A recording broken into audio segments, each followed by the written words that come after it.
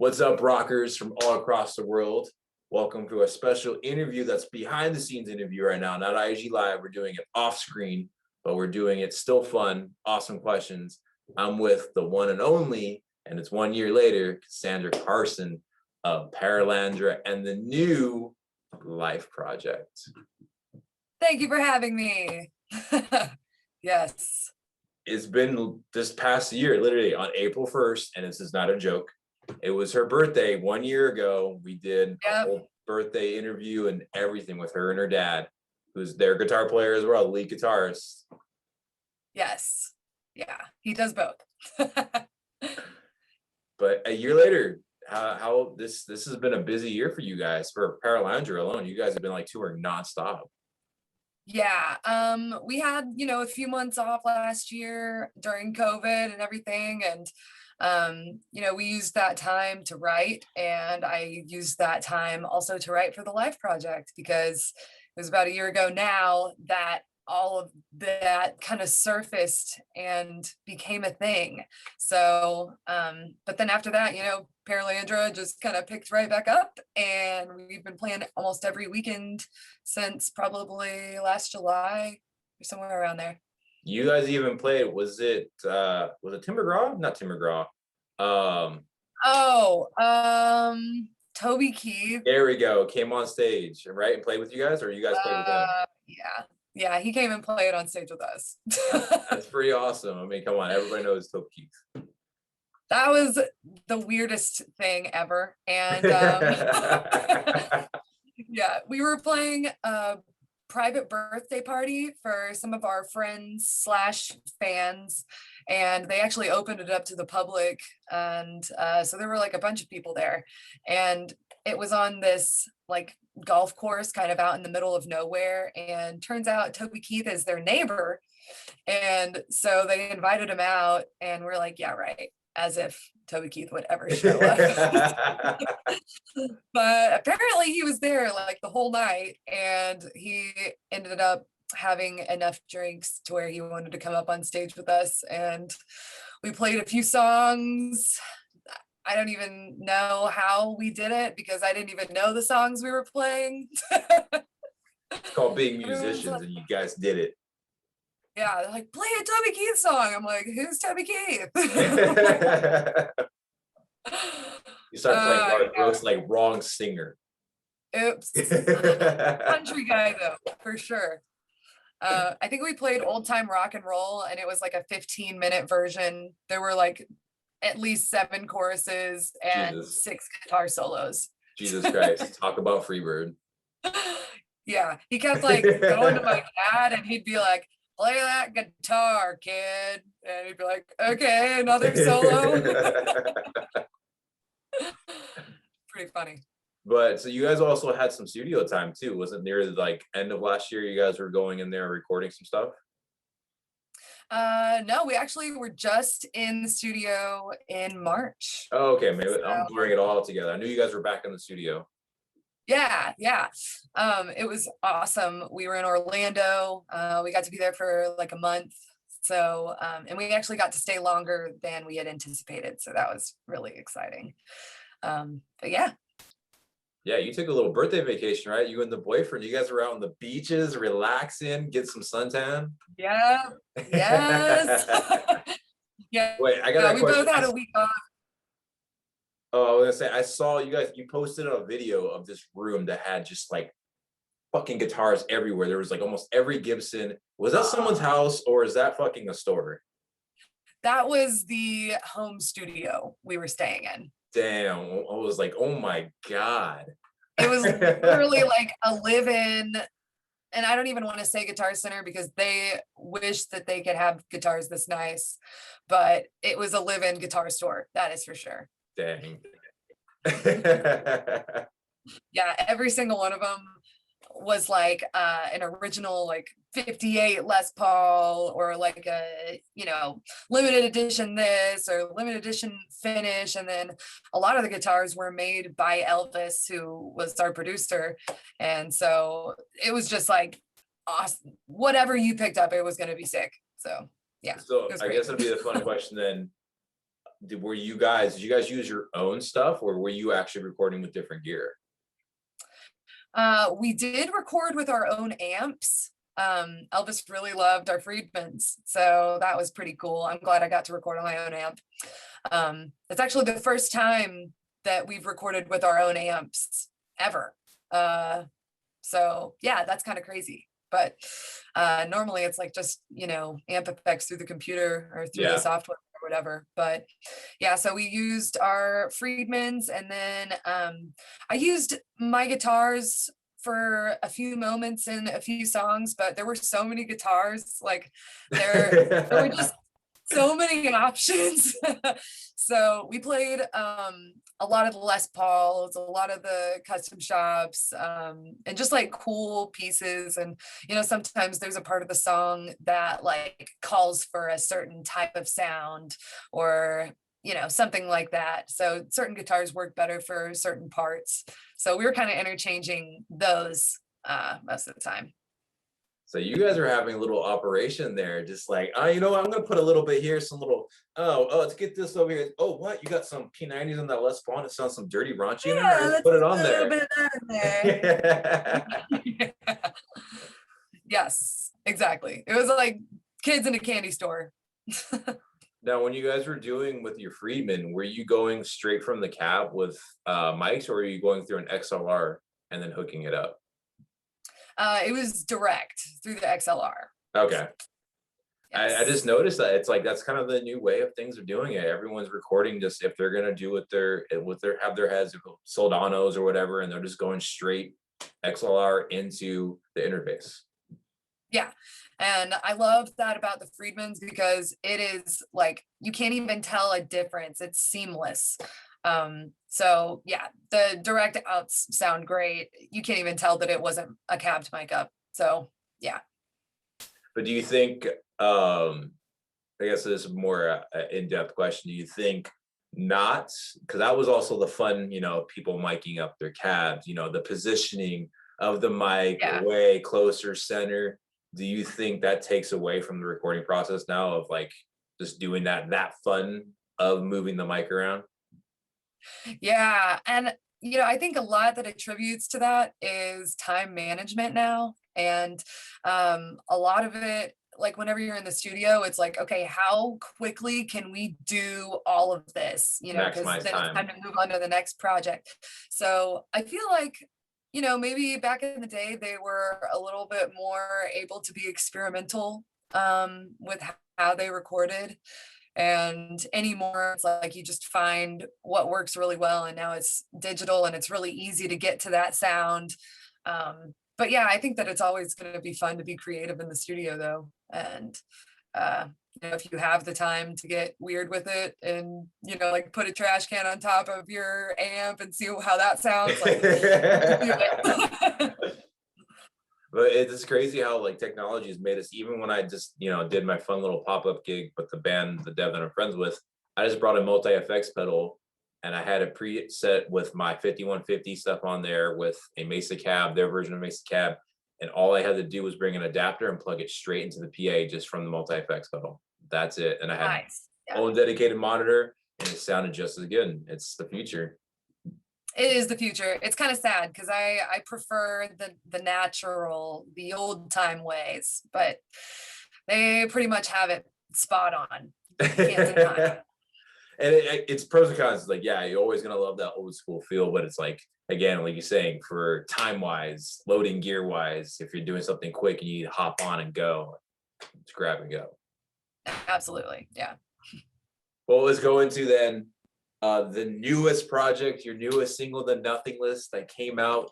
You kind of said that it was a year in the making and that happened kind of just a year ago, and you've been keeping it a secret this whole time.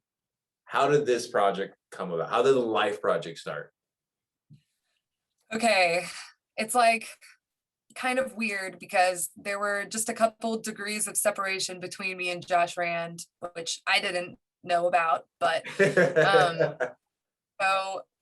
I guess I could say it's like I have to think about the whole story because there's so many parts of it. What would be the best way to tell you? Okay, so Stone Sour is on Roadrunner Records. And so the A&R guy at Roadrunner Records is also the drummer in a band that my boyfriend plays in.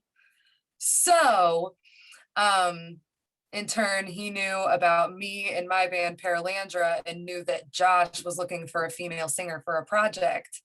So he kind of linked us up and sent me an email, and it had a bunch of songs that Josh had been writing. It just didn't have any, like singer didn't have any lyrics or like melodies or anything. It was just the songs pretty much as they are now without the vocals. And he was like, if you think you could write to this, if you're interested in it, let me know. And so I listened to the songs and felt like I could definitely write to them. And, hearing that it was Josh Rand, starting a new project looking for a female lead singer, I was like, whoa, I can't even believe I'm being considered for something like this. Like, that's pretty cool. So I don't know, it just seemed like a really great opportunity, and I like challenges. So I was like, yeah, let's do it. And I'm in this for the long haul. I want music to be my career for the rest of my life. And I feel like this is, just a career step for me. Like I want to do it to the fullest extent that I can, I guess. Now, what did Josh say to you? Like, you give you the G14 classified information. What does L.I.F.E stand for? It's an acronym. As fun it is to type it on Spotify. I'm sure that it stands for something. I have no clue. It's like, hey, here's my project, sing on it. What does it stand for? I don't know. But anyways. Yeah, I did ask Josh one time, I'm like, so what is this about? And he's like, nothing really, like a lot of things, but nothing at the same time. And I'm like, okay, cool. It is, but it isn't. All right. It is. But it is, but it could be, but make it your own. It's whatever you want it to be. Yeah. So how did you guys decide the Nothing List would be? I'm assuming you have other stuff ready. How do you guys decide the Nothing List was going to be the first single? Well, we have 5 songs that are going to be on the CP that we're getting ready to release. And we were really just looking for the song that got the most attention, I guess, had the catchiest chorus, maybe. It just felt like a first single grab your attention kind of song. Yeah. And especially like with that intro guitar riff, it just kind of like punches you in the face when you hear it come in. 100%. Yeah. Very much like a sing-along kind of chorus, I think.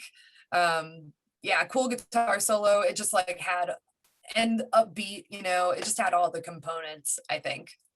And I mean this in the best, like, this is like the biggest compliment. It literally was like, I mean, Josh, he's one of the, founding members of Stone Sour. So yeah, it's got to have a Stone Sour sound. It felt like a Stone Sour with a strong female vocalist. Like, I'm like, oh shit, all right, this snaps. This is hard. Take out Corey Taylor and put a strong Lizzie Hale type voice in there. All right, I got this. Yeah, it's kind of cool. It sounds like very different from anything else that I'm really hearing right now, as far as like, just rock in general, let alone like female fronted or whatever. I don't even like to say that, but I feel like it really stands out. It's very unique, and I'm proud of how it came out.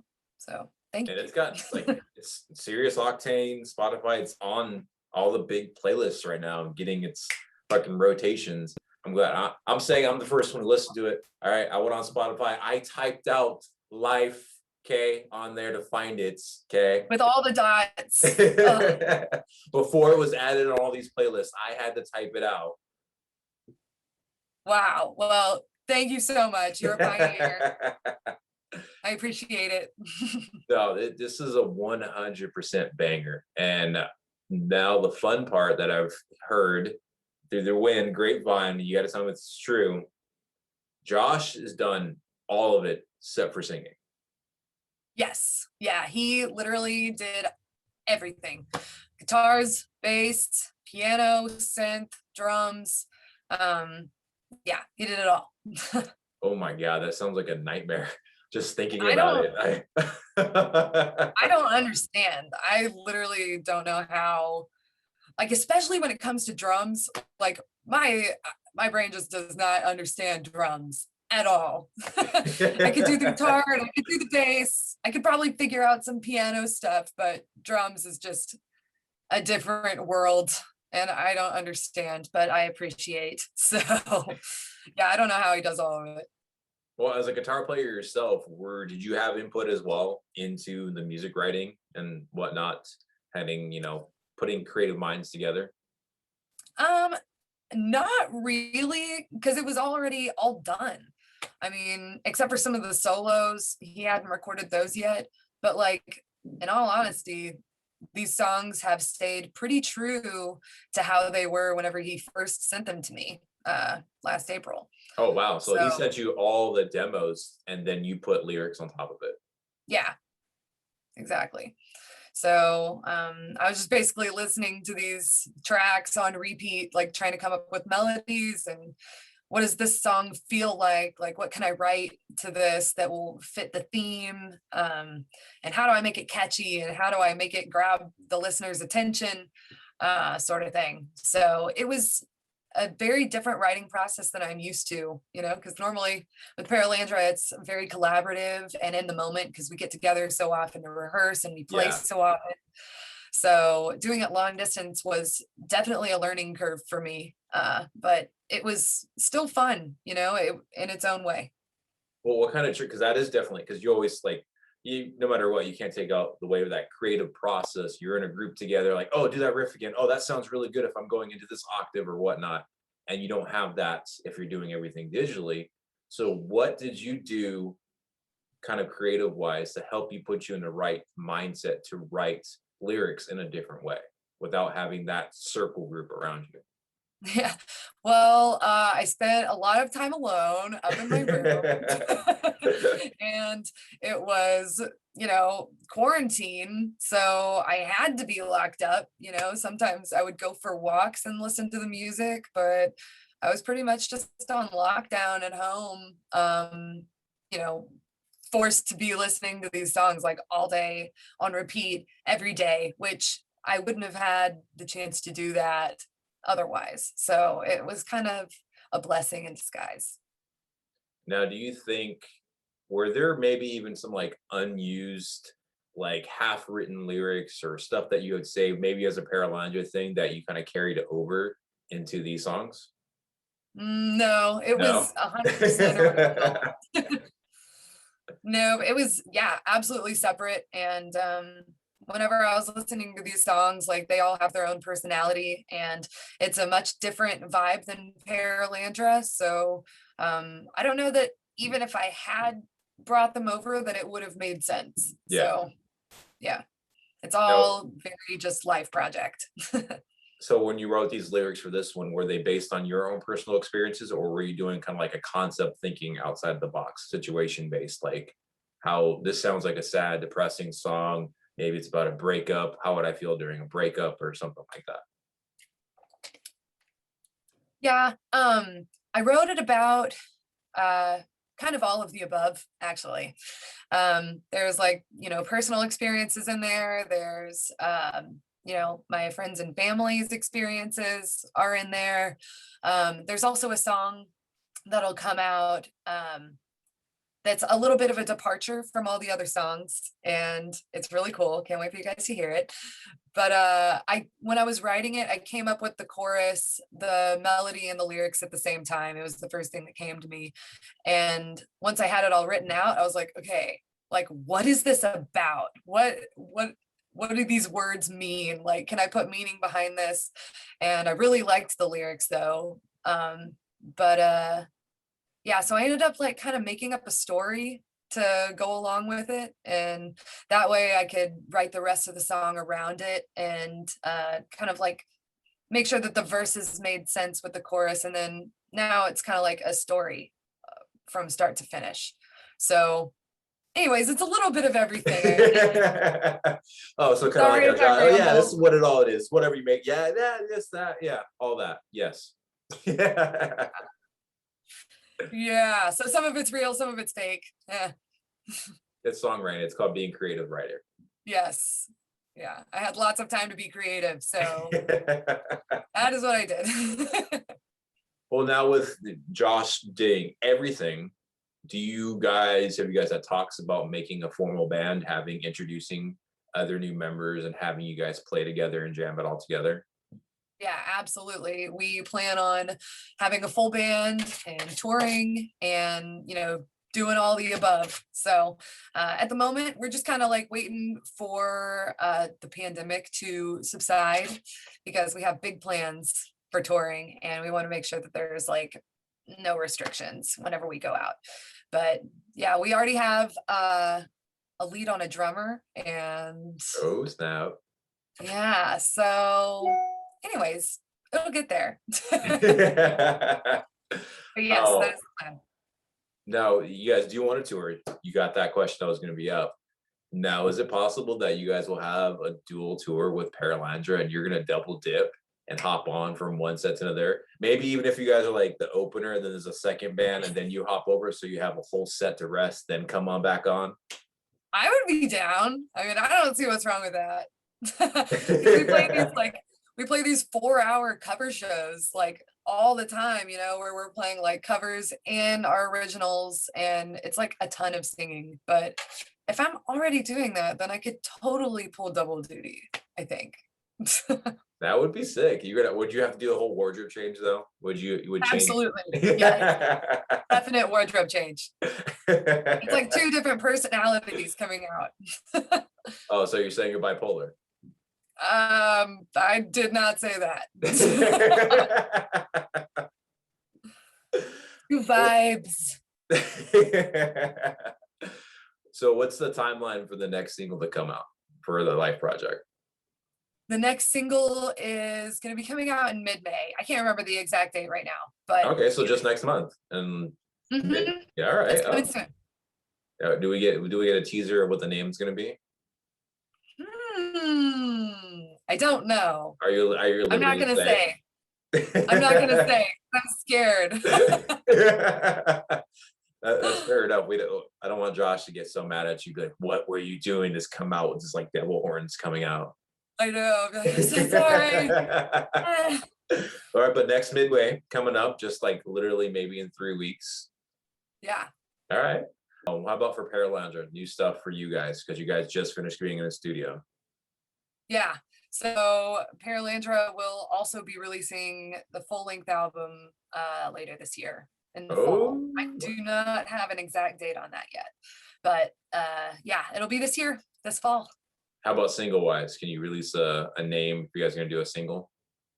We definitely will, but we have not decided on it yet. We're actually going to have a listening party first week of June, and we sold a bunch of like admission tickets pretty much to our closest fans. And so everybody's going to get together and listen to all the songs for the first time, and see which ones we like for singles, which ones would be good for music videos, and just kind of get their opinion because they're our biggest supporters and they're really the reason that we do this, so it makes sense to get their opinion.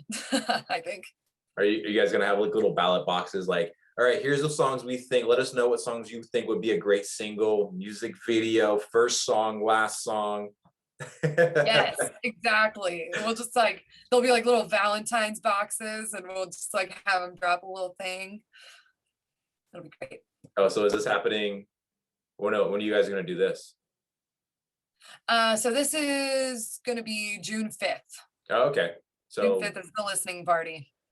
So a couple months away. All right. And so Yep. you guys, and so the album's completely done. It's already completely ready, and you're just now kind of It is done, and I have been jamming it in my car every chance I get. It sounds so great, and I can't wait for everybody else to hear it. Well, I can't wait to listen to it too, get a review out, pump it out, everything else, because you guys have always been kicking butt. You're always on my female playlist of rock. I'm like, you got to hear these females sing. I'm telling you, man, she's going to blow up her band, and now she's going to blow up more with the L.I.F.E project. Well, thank you very much. Doing my best out here. Thank you so much for your time. And we look forward to all the projects coming out this year. Hopefully Josh won't get mad about the time date for the new EP, And no, I don't think you will. I think that's a nice, like, shh, all right, gotcha. It'll be okay, I think. But a huge congratulations. This is already a big year for both you guys, and it's for both bands, and it's going to be, maybe we'll see when, with this COVID's done, touring is happening, concerts and festivals. Maybe that will come sooner than once you guys find the rest of the band to complete the L.I.F.E project, then you can bring the L.I.F E full circle, and then you can have a Paralandra, the L.I.F E project tour. Maybe so. That would be cool. I can't wait to see what the future holds. That's all I gotta say. So everybody keep watching it, listen to the music, get them rotate. You're hearing them on Sirius XM right now. They're on big major playlists right now as well for that. But also check out Paralandra because they're fucking bangers.